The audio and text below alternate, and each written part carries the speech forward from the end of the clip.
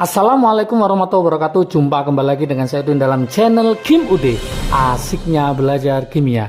Materi hari ini adalah soal hot sifat periodik unsur, high order thinking skill ya. Kalian berpikir tingkat tinggi untuk sifat periodik unsur atau yang dikenal dengan namanya SPU. Untuk video sebelumnya itu ada sifat koligatif larutan, kemudian ada hidrokarbon ya. Supaya nanti teman-teman paham model-model soal HOTS yang ada di per bab ya. Nanti Kim Ude akan terus upload supaya teman-teman paham berbagai variasi yang ada. Untuk materinya sudah lengkap di channel Kim Ude. Untuk sifat periodik unsur ada trik asiknya yaitu pakai panah ajaib di mana ada vokal dan konsonan ya. Oke teman-teman semua, tanpa berlama-lama seperti biasa sebelum saya bahas, like, subscribe, dan komentarnya juga lonceng ditekan supaya tidak ketinggalan video terbaru dari Kim Ude.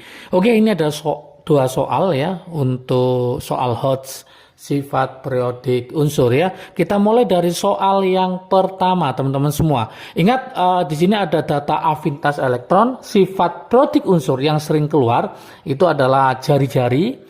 Kemudian reduktor ya, ada oksidator, kemudian ada afinitas elektron, ada energi ionisasi, ada elektronegatifan ya. Itu yang sering mendominasi untuk soal-soal di sifat periodik unsur. Oke, yuk kita mulai. Di sini ada unsur X sama Y dengan afinitas elektron, satunya adalah 240 kJ per mol, satunya adalah min 349 kJ per mol. Pernyataan yang tepat untuk kedua unsur tersebut adalah dalam mencapai kestabilan adalah apakah ion X- lebih stabil daripada atom X, apakah ion Y- lebih stabil daripada atom Y. Berarti ini dimisalkan nanti X-nya itu min atau Y- atau X-nya plus atau Y-nya plus. Nah, oke.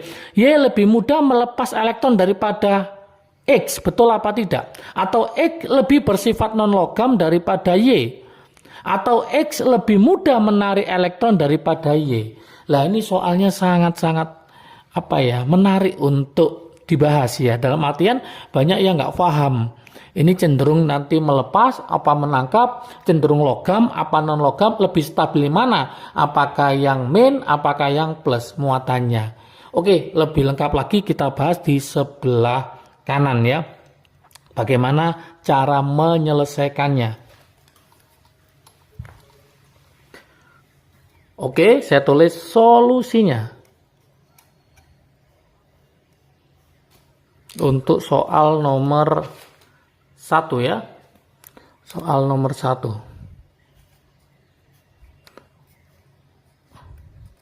Oke. Langkah pertama teman-teman, kita tulis dulu di situ ada unsur X sama Y ya. Saya tulis ini ada unsur X. Satunya adalah unsur Y. Oke, ternyata unsur X dia itu lebih positif ya afinitas elektronnya. Saya tulis unsur X ternyata lebih positif. Sedangkan unsur Y jelas lebih negatif. Konsep dasarnya kalau lebih positif maka kecenderungannya adalah melepas elektron. Maka cenderung melepas elektron.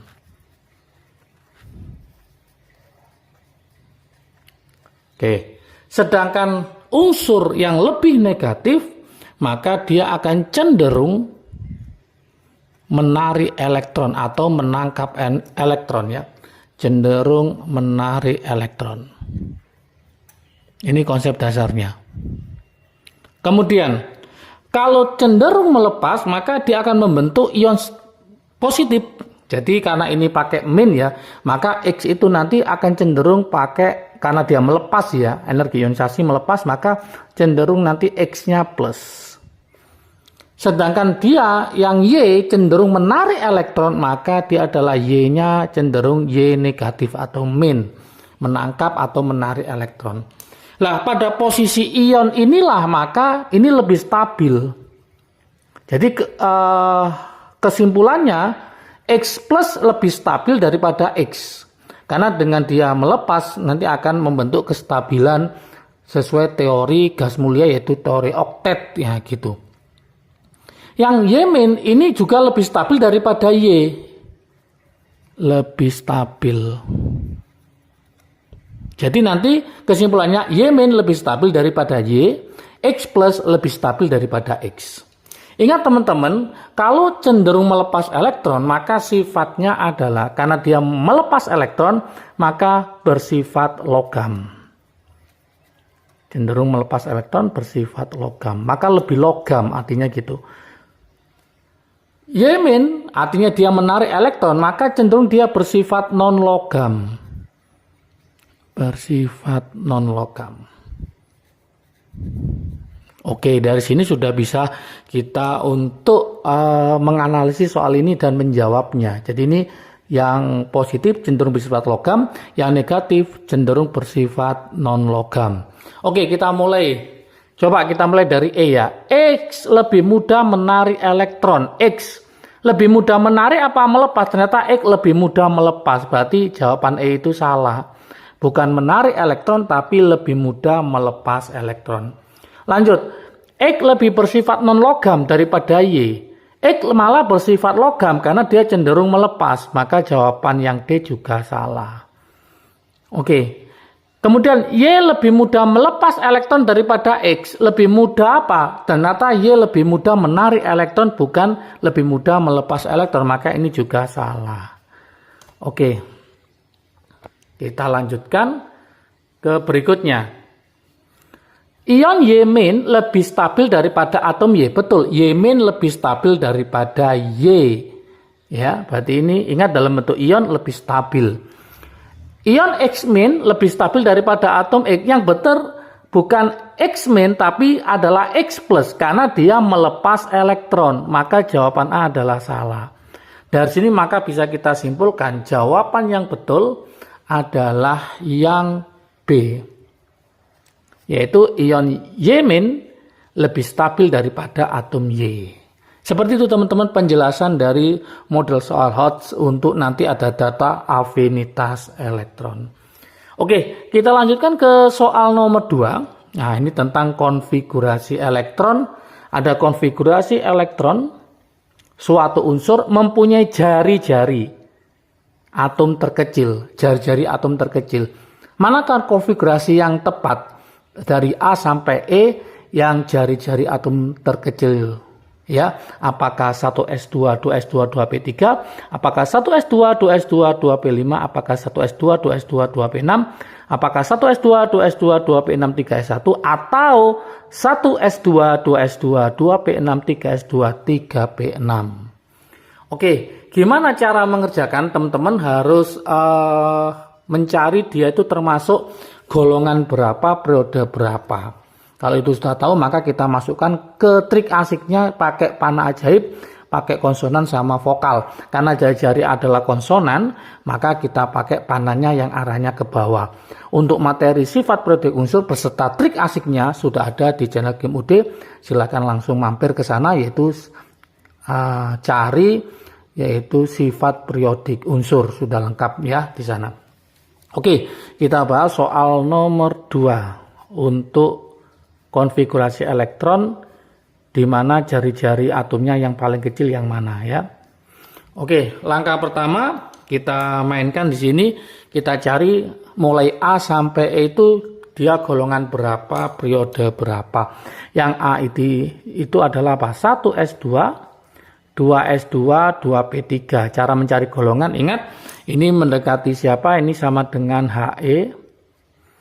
He2, kemudian sisanya adalah 2s2, 2p3. Masih ingat ya? Berarti 2 tambah 3, 5, berarti ini golongan 5A. Ada periodenya, berarti berdasarkan bilangan kuantum utama atau N-nya, berarti periode 2. Oke, sudah paham ya? Berikutnya kita coba cari yang B, langsung aja di sini.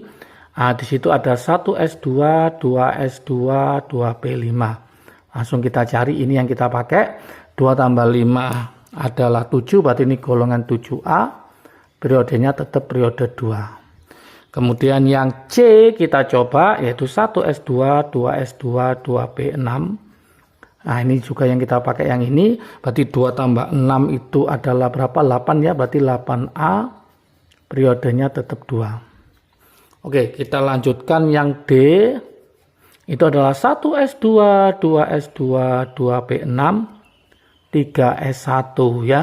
Oke, kalau teman-teman masih ingat ini sama dengan NE ya. Berarti sisanya adalah yang ini aja 3S1. Berarti ini golongan berapa? S berarti golongan 1A periode 3. Oke, yang terakhir yang E itu adalah 1S2, 2S2, 2P6, 3S2, 3P6. Oke, yang kita ambil yang ini ya, 3S2, 3P6, 2 tambah 6 berarti 8A. Periodenya angka yang paling tinggi periode 3. Oke.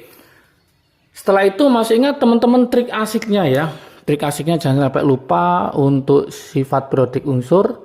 Trik asiknya saya tulis ini, yaitu pakai panah ajaib. Dimana seperti ini panahnya. Karena dia konsonan, jari-jari konsonan ya. Seperti ini. Oke.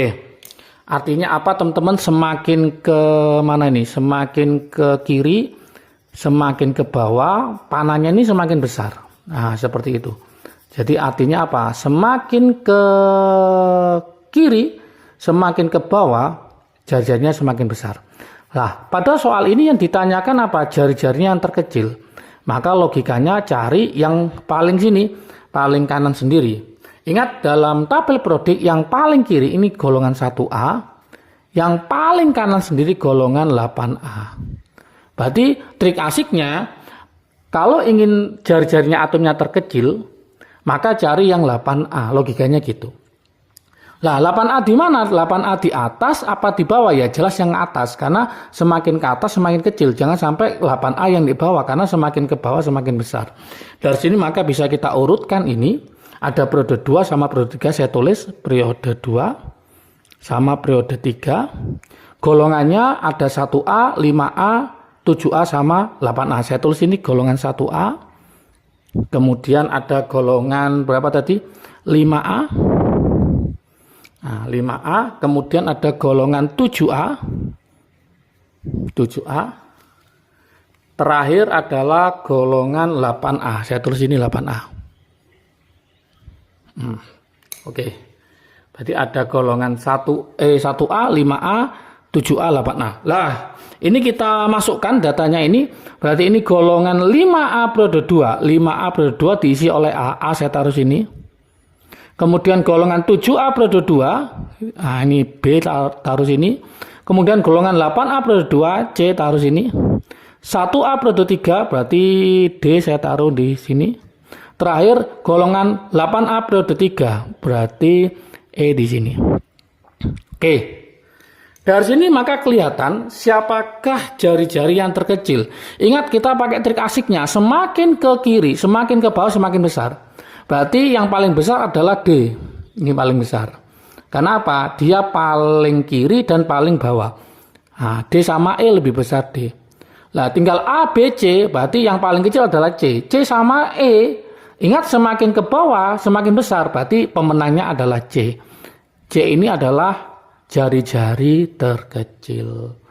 Maka opsi jawaban yang betul adalah 1S2, 2S2, 2P6. Sangat mudah sekali teman-teman semua. Oke, semoga paham dengan model soal hot sifat periodik unsur. Kalau ada soal seperti ini, maka teman-teman bisa mengerjakan dan hasilnya benar. Oke, semangat belajar. Salam sukses dari Kim UD. Asiknya belajar kimia. Assalamualaikum warahmatullahi wabarakatuh.